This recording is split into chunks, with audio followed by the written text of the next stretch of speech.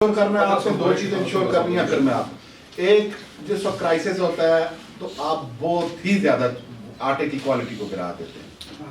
میری صرف آپ لوگوں سے ریکویسٹ یہ ہوگی آپ اپنے دو نمائندے دے دیں.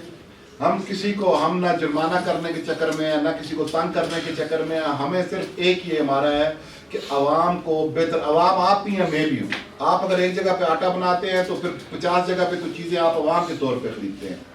تو آپ دو نمائندے آپ دیں گے ہمارے فلور مل کے ملکان گندم ملتی رہے. آپ مجھے دو بندے دے دیں گے کہ جو کوالٹی کے لیے ہمارے ڈی سی صاحب کے ساتھ آپ کے دو بندے وہ چیک کر رہے جائیں گے ہر فلور مل کو. ٹھیک ہے نا؟ کوئی دو نام دے دے آپ کے دو بندے اور پلس کے ڈی سی صاحب ہمارے ہوں گے. ٹھیک ہے نا؟